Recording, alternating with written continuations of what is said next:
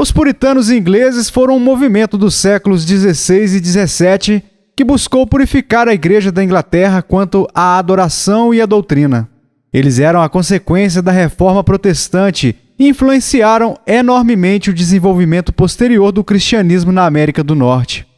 Os puritanos eram reformados e enfatizavam a necessidade de conversão espiritual. Eles davam uma ênfase especial na obra transformadora do Espírito Santo na salvação, o que influenciou fortemente o evangelicalismo moderno. Os evangélicos contemporâneos estão começando a olhar mais uma vez para os puritanos, para sua teologia formidável. O que não é tão amplamente conhecido sobre os puritanos é sua ênfase no discipulado, e podemos aprender com isso hoje, no século XXI. J. I. Packer diz: os puritanos eram robustos em sua visão da vida. Ser um puritano era olhar para a frente para a glória que está por vir e se preparar para uma boa morte, que seria o último ato de uma vida de um bom e fiel discípulo.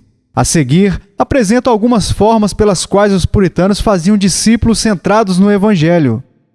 Pregação bíblica. Evan W. Morgan disse: o essencial da compreensão dos puritanos era que eles eram pregadores antes de serem qualquer outra coisa. O que os uniu fundamentou o seu esforço e deu-lhes a dinâmica de seguir a sua consciência de que eram chamados a pregar o Evangelho. A era puritana produziu alguns dos maiores pregadores que a Inglaterra já teve e que ainda são conhecidos. Homens como William Perkins, 1558-1602, Richard Baxter, 1615-1691, Richard Sibbes, 1577-1635 e John Owen, 1616-1683, eram gigantes teológicos bem como grandes pregadores bíblicos. O pastor puritano desempenhava um papel importante no discipulado dos crentes através da pregação e da catequese pessoal do rebanho. Um dos principais motivos por que os puritanos foram grandes pregadores é que eram homens de oração e amavam a Bíblia.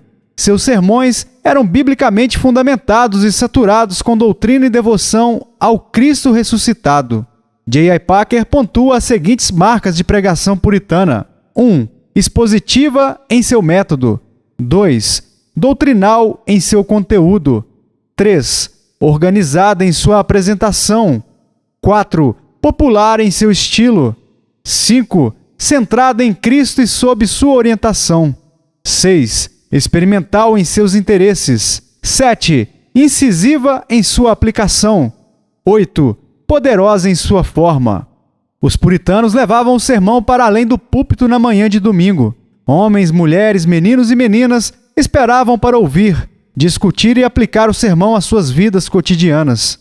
As famílias eram incentivadas a discutir o sermão em torno da mesa de jantar e em casa durante a semana. Errol Hughes disse: os pais de família devem certificar-se de que os assuntos dos sermões são guardados. Incentive a discussão vívida e completa dos principais pontos da exposição à mesa da refeição. De forma semelhante, Mark Dever diz: eles compreendiam que, ao pregar bem os seus sermões, estariam educando a igreja. Esse é o motivo pelo qual eles encorajavam as famílias a recitarem os sermões à mesa do jantar. Ao incentivar as famílias a discutirem o sermão a cada semana, o discipulado foi estendido do púlpito para casa. Famílias desempenhavam um papel importante na discussão do sermão em pequenos grupos informais. Literatura devocional. Packer diz: pastores puritanos insistiam que uma característica de um bom cristão era ler livros devocionais puritanos, e assim a literatura habitual vinculava o grupo juntamente. Os puritanos foram autores prolíficos que produziram uma infinidade de livros piedosos e panfletos para seus seguidores. Os escritos de William Perkins somaram mais de 2.500 páginas e foram traduzidos para meia dúzia de línguas. As obras de John Owen formam uma coletânea de 24 volumes, incluindo a sua grande obra sobre o Espírito Santo e seu comentário de 7 volumes sobre Hebreus. John Bunyan escreveu 60 livros ao longo de um período de 30 anos. Richard Baxter escreveu também um impressionante número de 1.143 páginas sobre vários temas de ministério pastoral e de como se preparar para uma boa morte. Cerca de 300 anos atrás, George Whitefield disse sobre os puritanos: embora mortos, por seus escritos ainda falam. Seus escritos ainda têm poder e influência hoje. Packer apaixonadamente nos lembra: a sua unção continua, a sua autoridade ainda é sentida e a sua sabedoria madura dos puritanos continua a ser de tirar o fôlego, como todos os leitores modernos dos puritanos logo descobrem por si mesmos. Através do legado dessa literatura, os puritanos podem nos ajudar hoje a progredir em direção à maturidade que eles conheciam e que nós precisamos. Catecismos e credos. Os puritanos também usaram catecismos, credos e confissões para discipular os seus rebanhos. A catequese é o processo de instruir os crentes jovens e velhos nos fundamentos da fé cristã. Catecismos apresentam os resumos básicos dos ensinamentos da Igreja para assegurar que todos os membros dela compreendam os pontos essenciais da fé por si mesmos. A maioria dos catecismos geralmente tem perguntas e respostas acompanhadas de referências e explicações bíblicas. Os puritanos desenvolveram seus próprios catecismos, incluindo os catecismos maior e breve de Westminster, em 1640. Para muitos cristãos protestantes em todos os lugares, os catecismos de Westminster são os mais importantes e influentes de todos os catecismos reformados. Esses documentos foram escritos para proporcionar às crianças, aos novos crentes e aos membros da Igreja um resumo breve, mas completo, das doutrinas da Igreja Reformada. Os pastores puritanos encorajam os chefes de família a catequizar os membros da família em sua casa. Richard Baxter disse: convença os chefes de todas as famílias a fazer com que seus filhos e servos repitam o catecismo com ele todas as noites de sabá e relatarem para ele sobre um pouco do que ouviram na igreja durante o dia. Os pastores puritanos visitavam regularmente os lares de seu rebanho para catequizar as famílias. Eles acreditavam que o pastor tinha a responsabilidade de ir pessoalmente catequizar os membros da igreja. Guarda do Santo Sabá. Os puritanos são bem conhecidos por guardar o sabá, o dia do Senhor.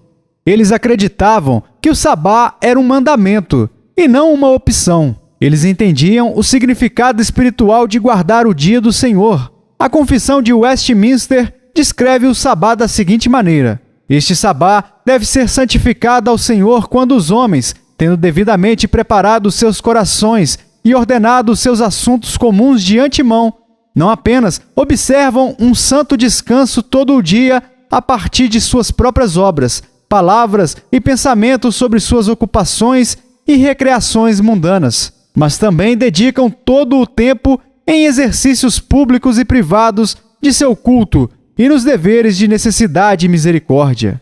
Os puritanos podem ensinar aos cristãos contemporâneos muito sobre o descanso do dia do Senhor. Ao longo da Bíblia, Deus promete um descanso ao seu povo. A palavra bíblica para descanso literalmente significa cessar de trabalhar.